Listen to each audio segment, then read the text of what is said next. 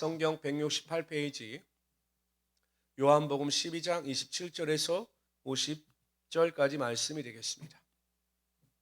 우리 먼저 27절부터 30절까지 우리 한 절씩 교독하도록 합니다.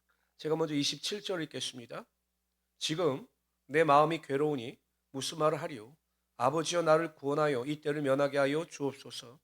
그러나 내가 이를 위하여 이때에 왔나이다.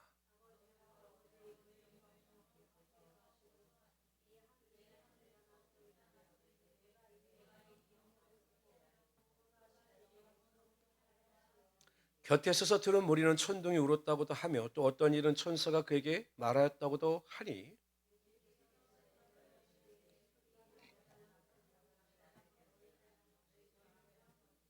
아멘. 마테마가 누가 즉 공간복음에는 예수님께서 겟세마네 동산에서 기도하시는 내용이 나오고 있습니다. 그런데 요한복음에는요, 이 겟세마네 기도 내용이 나오고 있지 않습니다. 그래서 오늘 저와 여러분이 읽은 이 본문이 겟세마네 기도의 내용을 대체하고 있는 겁니다. 28절에 보면 예수님께서 이렇게 기도하십니다. 아버지요, 아버지의 이름을 영광스럽게 하옵소서 하시니 이에 하늘에서 소리가 나서 이르되 내가 이미 영광스럽게 하였고 또다시 영광스럽게 하리라 하시니 라고 말씀하셨습니다. 여러분, 예수님의 삶의 목표가 무엇이었는가를 우리가 잘 보는 내용입니다. 예수님께서 하나님께 대하여 기도하시기를 아버지의 이름을 나를 통하여 영광스럽게 하옵소서라고 기도하고 계신 겁니다. 예수님께 대하여 예수님 스스로도 육신을 입고 계셨기 때문에 그 십자가의 고난을 담당하시는 일은 여간 부담스러운 일이 아니셨습니다. 온 인류의 죄를 담당하신다고 하는 것은 엄청난 압박이셨고 고통이셨습니다. 그래서 여러분 겟세마네 기도에 보면 예수님께서 할 수만 있거든 이 잔을 내게서 옮겨 주시옵소서라고 예수님께서 기도하시지 않으셨습니까? 물론 그 뒤에는 하나님의 뜻대로 되기를 원합니다라고 고백하시고 순종하셨습니다.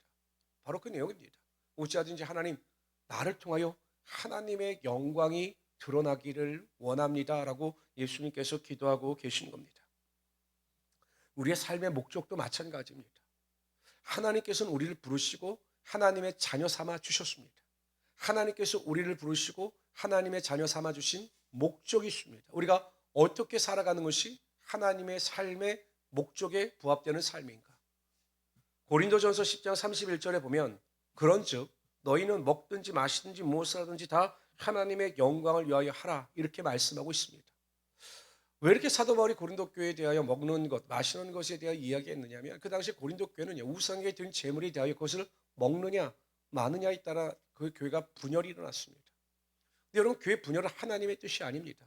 무엇을 먹든지 마시든지 모든 것이 하나님의 영광 안에서 하나를 이루는 것이 하나님의 뜻이다라고 사도 바울이 고린도 교회에 가르쳐주고 있는 겁니다.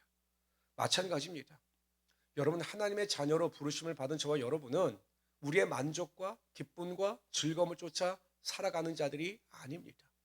항상 우리는 예수님께서 하나님께 대하여 기도하셨듯이 하나님 나를 통하여 하나님의 영광이 드러나기를 원합니다. 하나님의 영광을 드러나는 삶을 내가 살아갈 수 있도록 하나님 나를 도와주시옵소서라고 하는 이 분명한 목적을 가지고 하루하루 믿음 가운데 살아갈 수 있어야 한다는 것입니다. 제가 예전에는 자주 들던 한 인물인데요. 짐 엘리엇이라고 하는 사람입니다. 이 짐 엘리엇이라고 하는 사람이 누군가 하면 이 청년이 젊은 나이에 휘튼 대학교를 수석으로 졸업합니다. 여러분 대학교를 수석으로 졸업할 정도로 엄청난 영재였습니다. 그래서 학교에서는 이 짐 엘리엇을 차기 교수로 내정할 정도였습니다. 또 많은 교회에서 이 짐 엘리엇을 초청하였습니다. 교육자로 청빙을 한 거죠. 근데 이 짐 엘리엇은 놀라운 결단을 내립니다. 탄탄대로 인생길이 열려 있었음에도 불구하고 이 엘리엇이 내린 결단은 무엇이냐? 아주 오래전 이야기니까 그 에콰도르에 가면 아우카라고 하는 그 식인족이 있습니다. 그 에콰도르도 많은 곳에 복음이 증거되어져 있는데 이 아우카족은 식인족이었고 복음이 전혀 전파되지 않은 겁니다. 어느 날 하나님께서 이 짐 엘리엇에게 그 소명을 주신 겁니다. 아우카 족속에 가서 하나님의 복음을 증거하라. 이렇게 음성을 들려주셨습니다. 짐 엘리엇은 순종합니다. 이게 순종이 쉬웠겠습니까? 여러분 교수라고 큰 교회에 가서 교육자 생활하는 것이 훨씬 더 안락하고 또 여러분 그렇게 생각할 수도 있지 않겠습니까? 하나님, 제가 대학 교수가 되고 제가 큰 교회 교육자가 돼서 물질로 아홉 가족을 섬기겠습니다.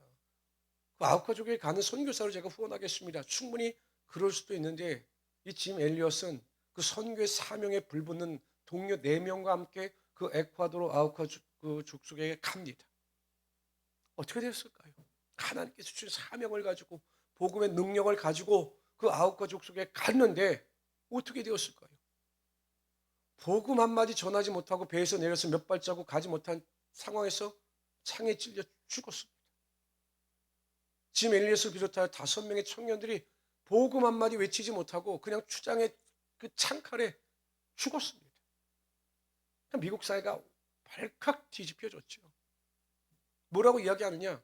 미국 사회에서는 이 5명의 젊은 그 인재들의 죽음에 대해서 이렇게 이야기했습니다. 영어로 보면 What a terrible waste. 어떻게 이렇게 끔찍한 희생이 있을 수 있겠느냐.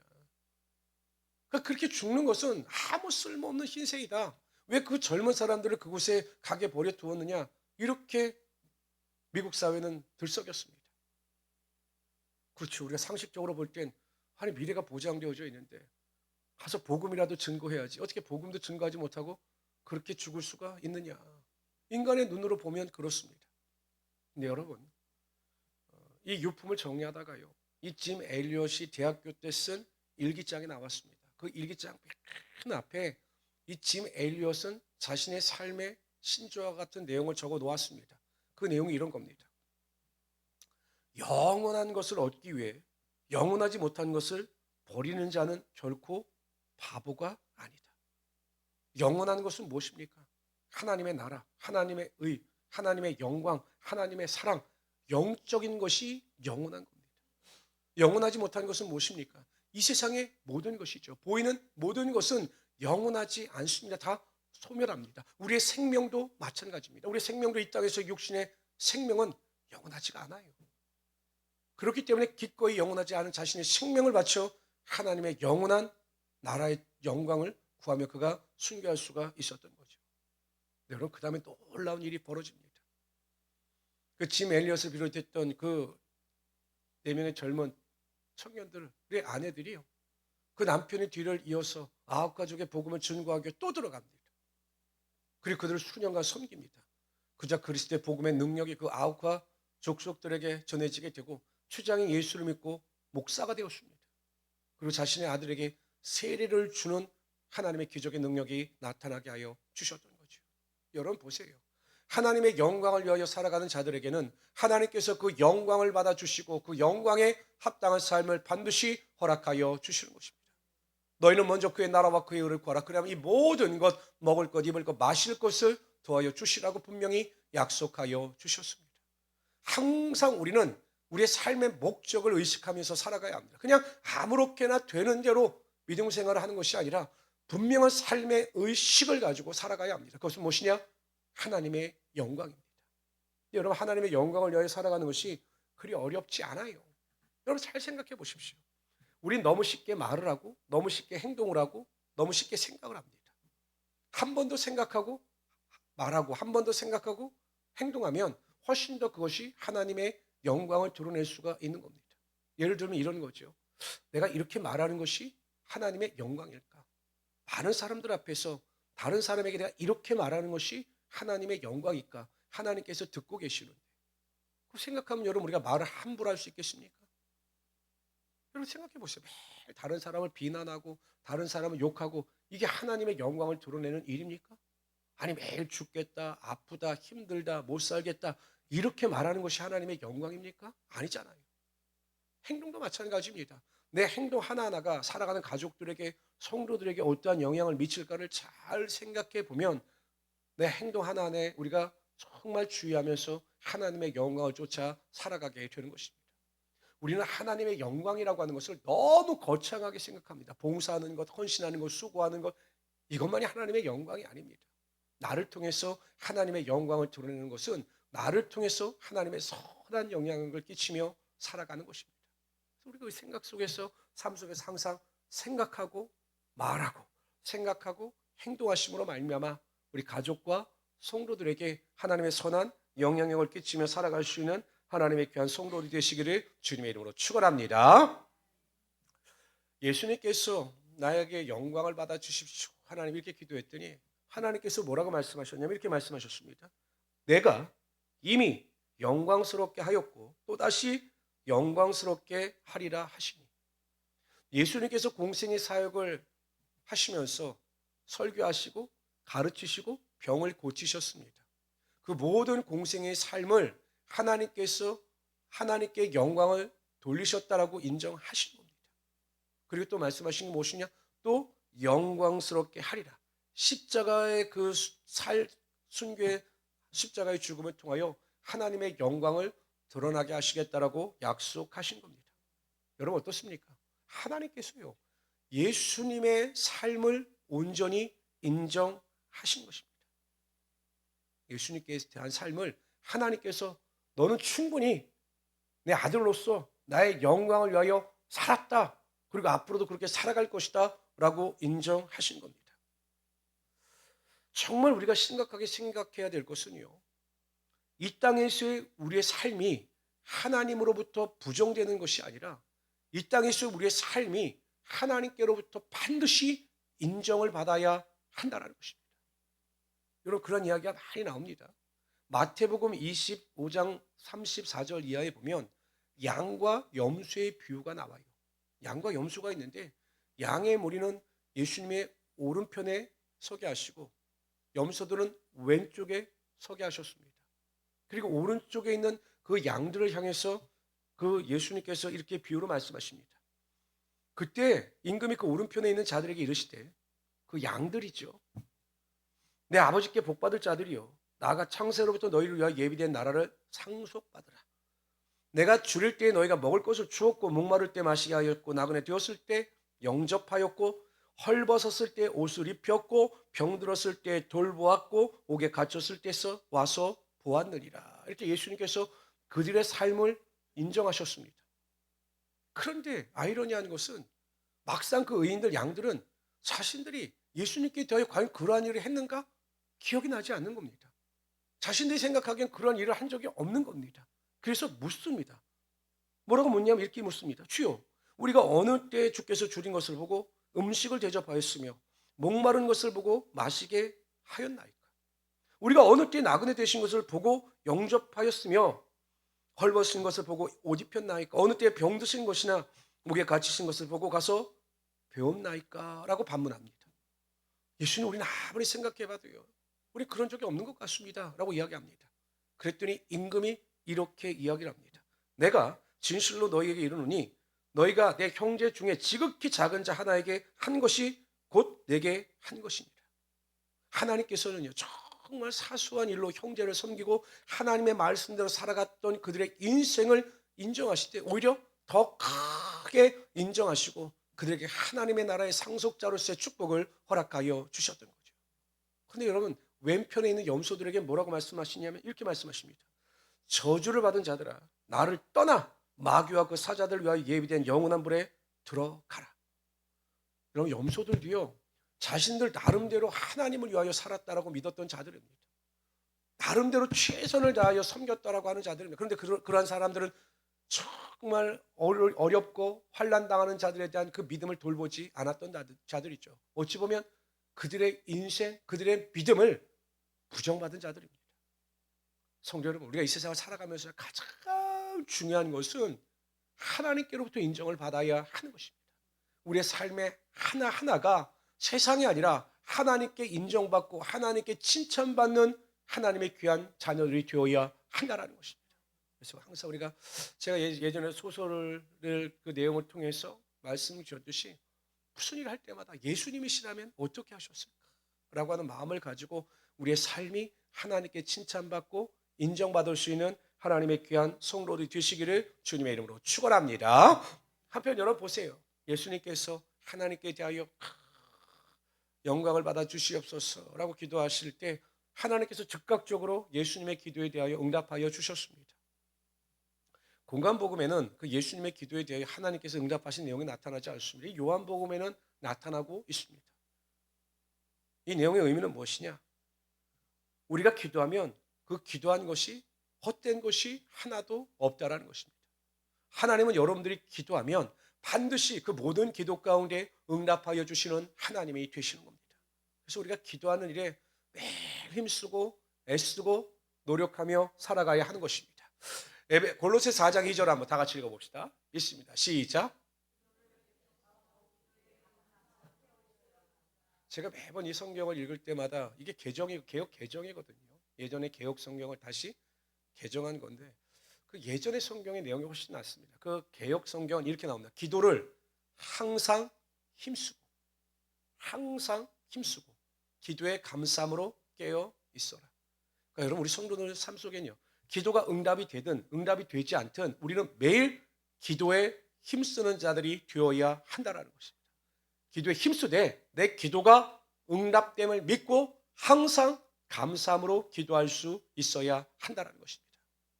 가끔 권사님들이 저에게 그런 말씀하십니다. 아이고 목사님 이렇게 만나실에서 보면 저희들은 그냥 밥만 먹고 설거지도 못 도와드리고 그냥 젊은 사람 저렇게 설거지하고 봉사하는데 아이고 우리는 몸이 약해서 못 도와드려서 아이고 죄송합니다. 아이고 저희는 뭐 그렇게 교회에서 쓸모가 없는 것 같습니다. 이렇게 말씀하시는 권사님들이 가끔 계셔요. 근데 전혀 그렇지 않습니다. 저는 오늘 수요 예배 드리는 우리 권사님들이 젊은 우리 집사님들보다 훨씬 잘하시고 훨씬 능력 있는 일이 있으셔요. 그게 뭔지 아십니까? 무엇일까요? 주중 예배에 이렇게 빠지지 않고 잘 들으시는 것하고 또 한 가지는 젊은 사람들이 범접할 수 없는 기도의 능력들을 가지고 계셔요. 우리 권사님들이 육신이 차여 가시지만 항상 교회를 사랑하는 마음을 가지고 가정을 사랑하는 마음을 가지고 자녀들을 사랑하는 마음을 가지고 그 드리는 그 기도의 능력은 어느 누구도 범접할 수가 없는 겁니다. 우리 권사님들 한 분 한 분이 집사님들 한 분 한 분이 기도를 항상 힘쓰고 기도의 감사함으로 깨어 있을 때 그 기도의 능력을 통하여 자자손손 복을 받게 되는 것이고 가정에 하나님의 은혜와 능력이 반드시 나타나게 하여 주시는 것입니다. 여러분들의 기도가 보이지 않지만 영적인 질서가 있고 영적인 은혜와 능력이 있는 것입니다. 자녀들은 믿지 못하겠지만 우리 권사님들이나 집사님들의 기도를 통해서 자녀들의 사업장이나 직장 가운데 하나님의 축복이 많은 영적 질서의 능력이 세워지고 있는 것입니다. 항상 기도하는 일에 최선을 다하시고 그 기도를 통해서 하나님께 영광을 돌리실 수 있는 하나님의 귀한 성도들이 되시기를 주님의 이름으로 축원합니다. 우리 31절부터 43절까지 읽도록 합니다. 31절 제가 읽겠습니다. 이제 이 세상에 대한 심판이 이르렀으니 이 세상의 임금이 쫓겨나리라. 31절에서 이 세상의 임금은 사탄입니다. 사탄. 이렇게 말씀하시면 자기가 어떠한 죽음으로 죽을 것을 보이심이로라.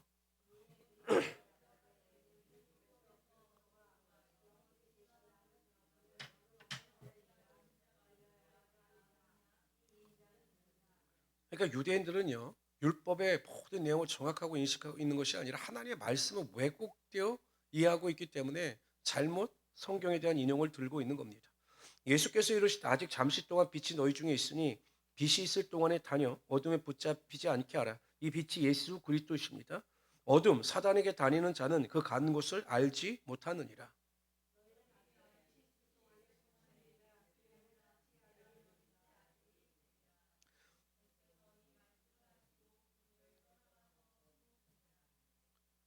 이렇게 많은 표적을 그들 앞에 행하였으니 쓰나 그를 믿지 아니하니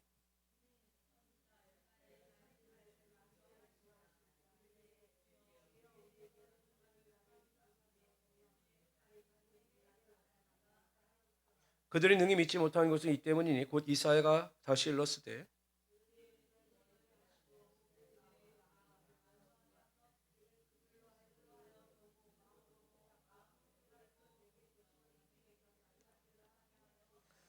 여러분 우리가 40절을 잘 이해하셔야 될 것이 뭐죠? 하나님께서 그들이 믿지 못하게 눈을 멀게 하시고 믿지 못하게 방해하셨다. 마음을 완곡해 하셨다라고 하는 의미가 아닙니다.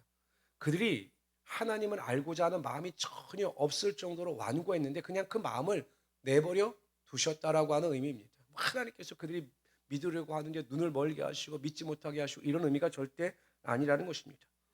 이사야가 이렇게 말하는 것은 주의 영광을 보고 주를 가리켜 말하는 것이라.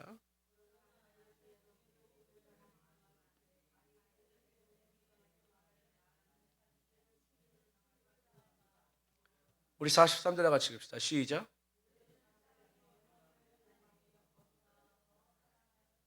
예수님께서 강조하시는 것은 한 가지였습니다. 예수님께서 이 땅에 계실 동안에 너희가 나를 믿어야 한다는 것입니다. 반드시 나를 믿어야 어둠의 세력으로부터 자유함을 얻을 수 있다. 이렇게 말씀하고 있는 것입니다. 이사야서 55장 6절에도 이렇게 말씀하십니다. 너희는 여호와를 만날 만할 때에 찾으라. 가까이 계실 때에 그를 부르라. 고린도후서 6장 2절에도 가라사대 내가 은혜 베풀 때에 너를 듣고 구원의 날에 너를 도왔다 하였으니 보라 지금은 은혜 받을 만할 때에 보라 지금은 구원의 날이로다. 여러분, 우리가 복음서에 보면 부자와 나사로에 대한 이야기가 나옵니다. 부자가 이 세상에서 얼마나 잘 살았습니까? 지옥에 갔습니다. 불 가운데 고통 가운데 있습니다. 그가 가장 먼저 후회하는 것이 무엇이었을까요? 그 지옥의 고통 가운데 그가 가장 후회하는 것은 무엇이었을까요? 성경에 나오지 않지만 한 가지였습니다. 아브라함에게 부탁을 합니다. 나는 어쩔 수 없으나 내 형제들이 다시는 이곳에 오지 않도록 그들에게 나사로를 보내어 지옥과 천국이 있다는 것을 좀 알게 해주십시오라고 간축합니다. 부자가 후회하는 것은 내가 살아있을 동안에 제발 예수를 믿었더라면 얼마나 좋았을까라고 하는 후회가 가득했을 겁니다. 마찬가지입니다, 여러분. 우리가 이 땅에서 구원 얻을 수 있는 기회는 살아 숨쉬는 이 순간밖에 없는 거예요. 우리의 육신이 무너지는 순간, 우리의 영혼이 하나님 나라에 들어가든 지옥에 떨어지든 결정이 되어지게 되어 있습니다. 구원 얻을 만할 때 구원을 얻어야 합니다. 항상 우리가 구원의 은혜 가운데 살아갈 수 있도록 노력하고 애써야 될 뿐만 아니라 천국과 지옥의 실제를 믿고 있다면 우리는 정말 살아가는 자들이 지옥에 들어가지 않도록 그들에게 어찌하든지 복음을 증거하여 그들 주님께로 인도할 수 있어야 한다는 것입니다. 그것이 하나님께서 저와 여러분에게 주신 사명입니다. 어찌하든지 구원 얻을 만할 때 구원을 얻을 수 있도록 우리 또한 노력할 뿐만 아니라 또한 살아가는 자들에게 복음을 증거하여 그들 주님께로 인도할 수 있는 우리 귀한 성도들이 되시기를 주님의 이름으로 축원합니다. 42절과 43절에 이런 말씀이 많이 나오는데 이 메시지도요 우리에게 주는 교훈이 큽니다. 이런 보세요. 그러나 관리 중에도 그를 믿는 자가 많되 바리새인들 때문에 드러나게 말하지 못하니 이는 출교를 당할까 두려워함이라. 그들은 사람의 영광을 하나님의 영광보다 더 사랑하였더라. 그러니까 여러분 고위 관리들 중에도요 예수님을 믿는 사람들이 있었습니다. 근데 그들의 믿음을 드러내지 못한 것입니다. 왜? 믿음을 드러내는 순간 출교를 당할까 봐, 쫓겨날까 봐. 그 이유가 무엇이냐? 하나님보다 여전히 세상을 더 사랑했기 때문에 그들이 믿음의 고백을 하지 못했다라는 것입니다. 과연 여기서 그들의 믿는 믿음이 올바른 믿음이었을까? 전체적으로 보면 그들은 구원 얻는 믿음을 얻지 못했던 것입니다. 여러분, 예수를 믿게 되면요, 제가 매 설교 때 강조하는 거지만 이 가치관이 바뀝니다. 가치관. 이 가치관이 바뀐다고 하는 의미는 사랑의 대상이 바뀌어요. 여러분, 사도 바울이 그 다메섹 도상에서 예수 그리스도를 만난 뒤에 이 삶의 가치관이 바뀌었습니다. 삶의 가치가 바뀌었습니다. 지금까지 사랑했던 세상의 모든 것에 대하여 다 배설물과 같이 여긴다라고 이야기합니다. 그러면서 그 하나님을 향해서는 하나님 은혜의 복음을 증거하는 일을 마치려 하면 나의 생명을 조금도 귀한 것으로 여기지 아니한다라고 고백하면서 자신의 생명마저도 하나님을 살아가는 일에 바치기로 작정했던 거죠. 그러니까 우리가 여러분 그 사람이 하는 말을 보면 그 사람의 믿음을 알 수가 있는 거예요. 성경은 예수님께서 뭐라고 말씀하셨느냐? 그 율법과 선지자의 강령이라고 하신 말씀이 하나님을 마음을 다하고 뜻을 다하고 목숨을 다하여 사랑하라고 말씀하셨습니다. 성도들은 생명을 바쳐 하나님을 사랑해야 하는 것입니다. 그러면 항상 우리가 일상생활 가운데 누구에 대한 이야기가 많이 나오느냐? 여러분 똑같은 거예요. 우리 목사님들도 보면 가끔 매일 손자 이야기만 합니다. 손자 사진 보여주고 손자 이야기만 합니다. 왜? 온통 관심사와 사랑이 손자기 때문에. 우리도 마찬가지죠.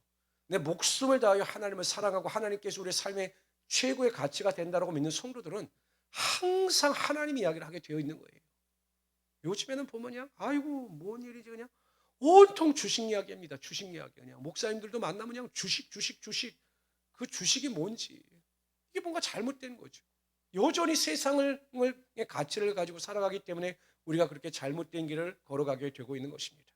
저는 우리 모든 성도님들이 삶의 상황이 어찌하든지 간에 항상 하나님만을 가장 뜨겁게 사랑하시면서 그 사랑으로 인하여 하나님께 영광 돌리며 살아갈 수 있는 우리 귀한 성도들이 되시기를 주님의 이름으로 축원합니다. 우리 44절부터 50절까지 있습니다. 예수께서 외쳐 이르시되 나를 믿는 자는 나를 믿는 것이 아니요 나를 보내신 이를 믿는 것이며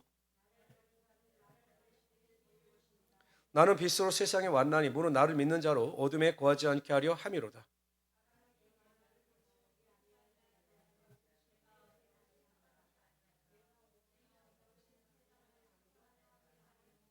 그러니까 예수님의 초림, 예수님께서 육신을 입고 오신 목적은 구원이셨습니다. 예수님께서 2000년 전에 육신을 입고 이 땅에 오신 목적은 온 인류를 구원하시기 위하여 오셨다라는 겁니다. 나를 저버리고 내 말을 믿지 아니하는 자를 심판할 리가 있으니 곧 내가 그 말이 마지막 날에 그를 심판하라. 그러나 마지막 때는 심판주로 오신다라는 겁니다. 49절 있습니다. 시작.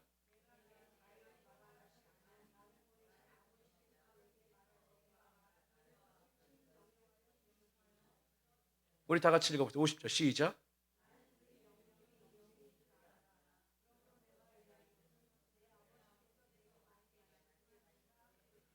초림의 목적은 구원을 위해서, 재림의 목적은 심판을 위해서 오신다라는 겁니다. 그러나 하나님께서 믿는 자들에게 원하시는 것은 영원한 영생의 축복을 누리며 살아가기를 원하신다라는 것입니다.